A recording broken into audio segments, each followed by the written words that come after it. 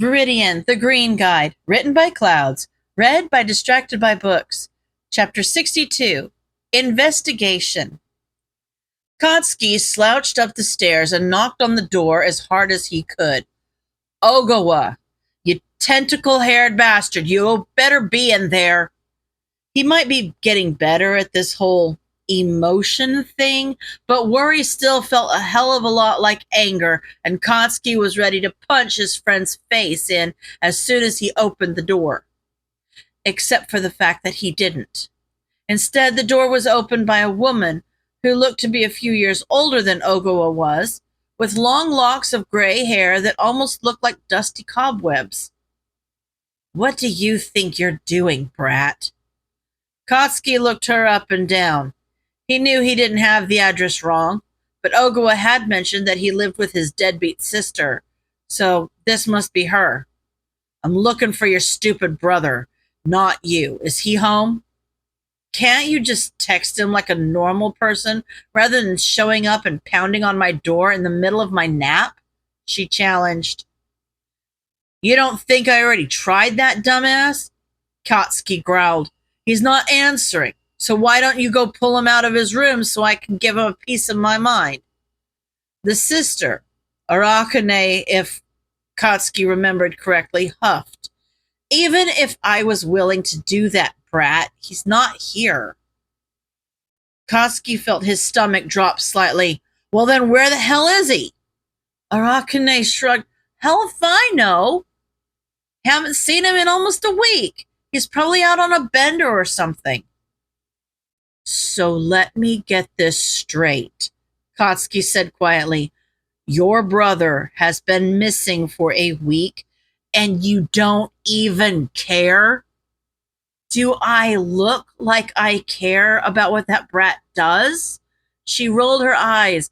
"Go ask his friends or whatever and get off my porch before I make you."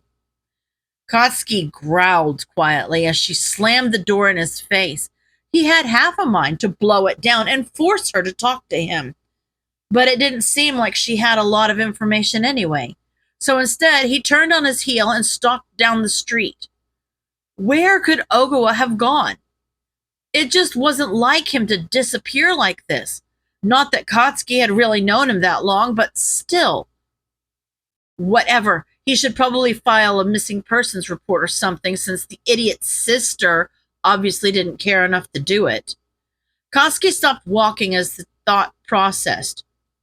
Ogawa was missing. No one knew where he was. He wasn't at home sick like he and the others had assumed. Something might have happened to him. He could be in danger. The realization made Kotsky sick, and it seemed like almost no time at all until he was kicking open the door to the police station. The cat-headed officer he'd seen on his last visit was sitting at the desk again, so Kotsky went right up to him. "Hey, Furball, is Amplifier here?" The officer visibly bristled, his fur standing up on one end, and Kotsky wondered if he should apologize. Probably, but right now he was too worried to do anything but find Amplifier so he could get her to find Ogawa. "She's not here right now," a plain-looking detective said kindly, walking up to the desk. Kotsky paused for a moment. "What about Eraserhead? Is he around?" "It's the same issue," the detective pointed out. "They're both active at night, so they won't be on duty for another few hours. But maybe we can still help. I'm Detective Tsukachi. It's nice to meet you." Kotsky eyed him suspiciously, then huffed. "Kotsky Bakugo." He remembered Amplifier mentioning a Suki at the police station a couple times, so this must be him. Whatever. He'd have to be good enough. "Well, Bakugo." The detective smiled kindly and gestured for Kotsky to follow him back to his desk. "What can I help you with?" "One of the guys from Amplifier's redemption groups is missing," Kotsky growled, "and you better do your job and find him." Tsukashi blinked a couple times and sat down at his computer. "Name? Maybe there's already a case open." "Ogawa." Bakugo racked his brain. What was the guy's first name again? Ito Ogawa. He has a tentacle hair quirk. Tsukashi typed a few things into his computer and frowned. All right, he doesn't have a report open yet. What makes you so sure he's missing? He hasn't shown up to group or to the hangouts we planned. Katsuki said, he's also not answering his stupid phone. Okay, the detective typed a few things. Have you checked at his home? Maybe his phone broke or something like that. Where do you think I just came from? Katsuki growled. He lives with his good-for-nothing sister, but she hasn't seen him either and apparently doesn't care. Tsukashi asked him a few more questions, going over basic information such as when he last saw him and who else might have any information on his whereabouts, and it was less than 20 minutes later that Katsuki was leaving the station and heading home. He wished he felt lighter or relieved or whatever, but he was just tired. Now that he'd done all he could, the anger that had been covering everything was slowly leaking out of him, and Katsuki just felt tired. Ogawa better be okay, because if he wasn't, Katsuki was going to kill him. You should drink some water. Ogawa glared at Kumo through the bars, then went back to covering his eyes with his arm. Somehow, I don't think that's going to help. His entire body felt like it was being torn apart from the inside. He'd only had a few sessions with the doctor so far, but every visit to the lab seemed worse than the last, which didn't bode well for anything going forward. The doctor, who Ogawa was 100% convinced was completely off his rocker, rambled proudly during their experiments about how his body was taking the modifications well, whatever that meant, and would soon be ready for the other quirks, which was both impossible and terrifying. All he knew was that after the experiments, he would wake up back in his cell hours or even days later, depending on how long whatever drugs they'd used on him that time took to wear off. It was exhausting. Did you see that other guy again today? The big one? Kumo asked. Do you know why they're not bringing him to the cells at all? He groaned and rolled onto his side so he could see his cellmate. The doctor said something about him being expendable. I don't know, but I think they're rushing the process with him or something. The other guy had only been in the lab for Ogawa's last 2 sessions, and at first he could have sworn he was Endeavor, but finally decided it must just be some look-alike.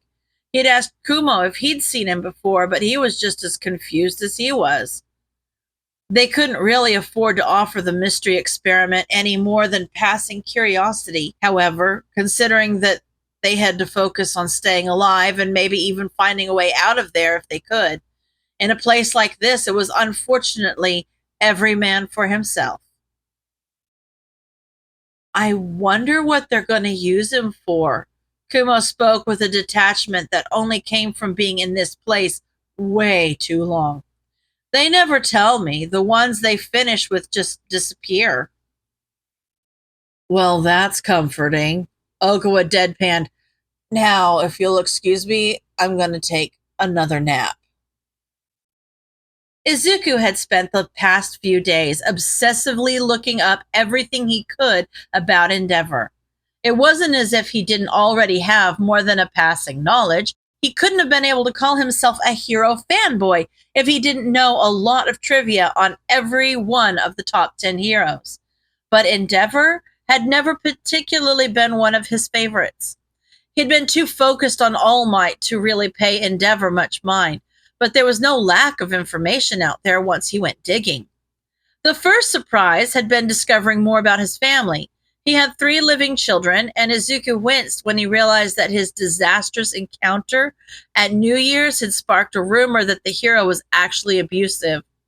He hadn't wanted to cause any trouble for the family, but it seemed that's what he'd done. There was nothing he could do about that now, however, so maybe finding him would count as a good enough apology to the family. Mostly, Izuku was looking at the hero's habits and social connections for any clue as to where he could have disappeared to in the case that he hadn't been kidnapped by the villain factory. But one section in his notebook seemed to burn in his mind, even though that notebook was currently closed and hidden deep under his mattress. He hated himself for it, but he couldn't afford not to keep a list of Endeavor's weaknesses just in case it was the villain factory. He'd ended up having a nightmare about it last night. He'd been back at the bar from New Year's, fire racing toward him as Endeavor glared at him. For some reason, he'd had his notebook in his hand, but his list hadn't been enough. The flames had just devoured the book, and Izuku had woken up in a cold sweat, slapping at his blankets in a desperate attempt to put out the imaginary fire that was threatening to burn him alive. He hadn't been able to sleep after that. Izuku sighed as he smelled Mom making breakfast. He'd spent all night researching. Again!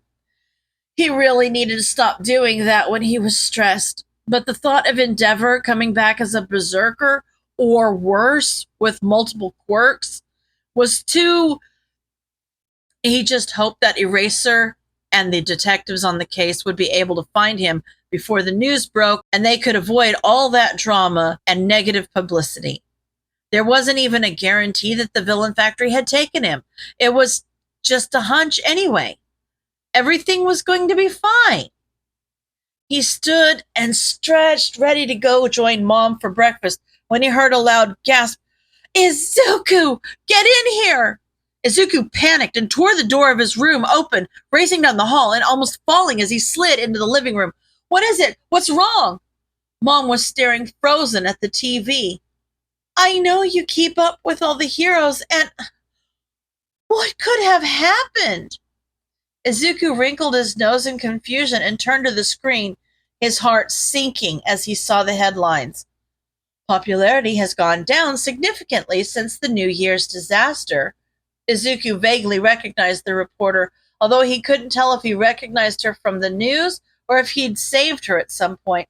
Since then, many have brought up his history of violence, and there have even been petitions making their way around social media sites to insist that the police investigate the family for abuse, mostly citing the institutionalization of Rei Todoroki, Endeavor's wife, in the wake of a mental breakdown nearly a decade ago, as well as the tragic death of their oldest son in a training accident.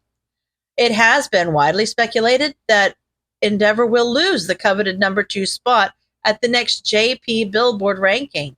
So it remains to be seen whether this disappearance is legitimate or if it is a ploy by his publicity team to make him seem more sympathetic in an attempt to keep his current rating. What do you think? Is this a publicity ploy, a family snapping after the lifetime of abuse, or a villain at work? We'll have to see as the story unfolds. Hina Yu signing off. How could the number 2 hero just have disappeared? Mom sounded worried, but she didn't even know the half of it. The police don't even have any idea where he could be. Well, Izuku knew that wasn't entirely true, but it was probably best if the media didn't know their biggest lead on the case was human experimentation. Well, actually, the vultures would probably love it, but the general public wouldn't think it was very reassuring. They really needed to figure out this case quickly. Izuku didn't want to have to use his list. End of chapter.